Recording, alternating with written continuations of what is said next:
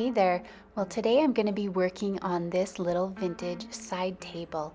It's wobbly and the stain is all worn off and flaking on the bottom, but it is the perfect candidate for me to paint in a country shade of green. Stay tuned and I'll show you exactly how I do it.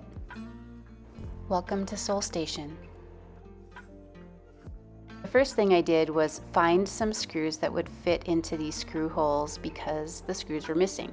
And so I had to use a couple different lengths until I found the right one that would fit. And the first one that I did was too short. The next one was too long. And I actually screwed this table to my floor. Oh, I was so embarrassed. I just had to laugh at myself. But anyways, I got it put back together.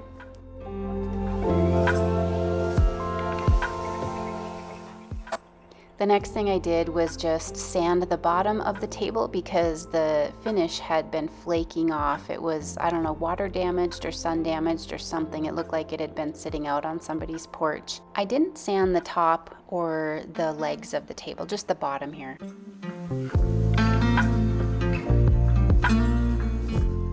As the days are getting longer, we're getting sunshine coming in through the windows in the kitchen, and I'm loving it. It's also reminding me of all the spring cleaning and window washing I need to do this spring. I've been getting a lot of inspiration from vintage design books, and one of the things I would like to do is try and find a pretty shade of country green. So I'm going to mix my own paints together to try to achieve this. I'm using Rust-Oleum chalk paint in linen because that's what I have on hand, and then I also have a green that is from DIY paint, and it's the color Monet's Garden. It's a little bit too dark, so, well, not a little bit, it's a lot too dark. So I'm mixing it together here, and the first time I painted this on, I decided that that was just too minty green, so I'm adding some more of the Monet's Garden and trying to get it just a little bit darker. It wasn't quite dark enough, and so I opened up another can of this Monet's Garden. The first container I had was a sample container that I had purchased, and so now I'm just going into the larger can that I have here, and I'm adding a little bit more. That's the fun thing about paint, is that you can mix colors until you find the perfect shade. Waking up to watch the sunrise over the mountain is so special. There is just something about the glow of the sun in the morning that I can't explain, but it fills me with this ambition and this motivation. I think it's the anticipation of what the day holds, really. But then on the cloudy days when I cannot see the sun, I can't see the glow, it's just cloudy and snowing, it really can just drain that ambition and that anticipation right from you. But I have to remember that the sun is still there, shining behind those clouds. And then I think, that's how faith works. On a cloudy morning when I can't see the sun shining as it rises over the mountain, I have to remind myself that the sun is still there. And just like all of those things that I have hope for or that I'm praying for and I haven't seen it yet, I have to believe that it's still coming, that it's still there, and that God is still working. It's faith, right? That's just how our faith works. I love the dovetail design on this drawer. It's in scallops, and I love how they have these little wood pegs that are holding it together here. This is one of my favorite little details on this table.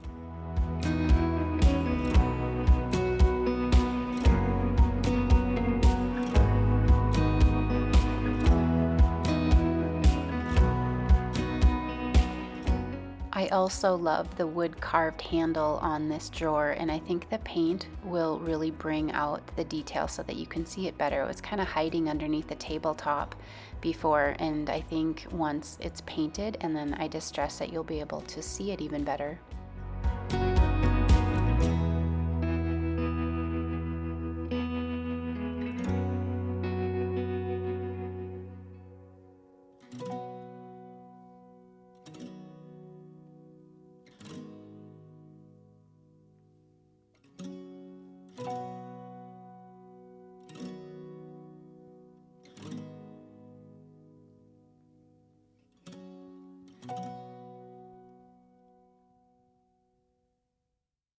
So here is the table fully painted, and I haven't distressed it yet, but this is with 2 coats of paint.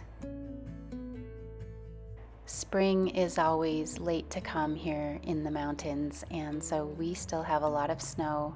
It's beautiful, but yet we are all so ready for the sunshine and the warm days. Even our creek has not started flowing yet. It's still frozen on top.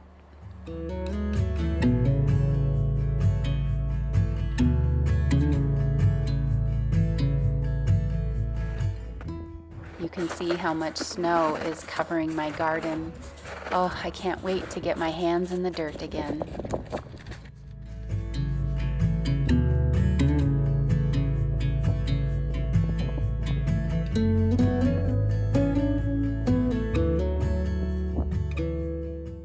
I wasn't too sure how well this would wet distress, but it did really good. I just wasn't sure because of the Rust-Oleum chalk paint, but I think adding the DIY paint, which is a clay-based paint, that really helped it to be easy to wet distress, and so I was really happy about that, and it came off so nice and easy, and I was able to really bring out all the details that I wanted to here.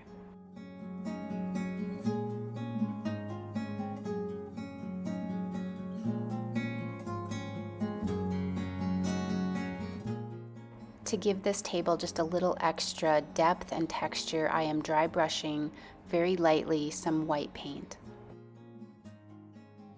So if there's something that you have been hoping and believing and praying for and you haven't seen it yet, I just pray that you guys are encouraged to not give up and to keep on hoping and praying and believing. Even though we can't see it yet, let's remember that the answer to our prayers is right there. It's still there and it's coming.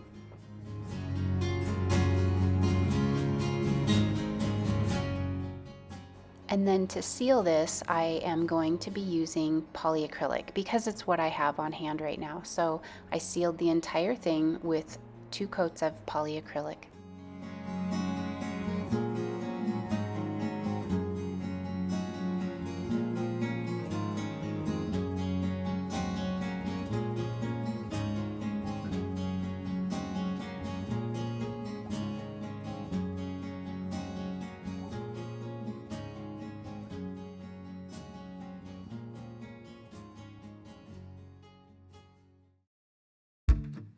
Morning has broken, my windows are open. Wanna feel the wind blow through my hair. Which way do I follow? What happens tomorrow? I turn to you and hope you can guide the way. Sometimes I give up, just wanna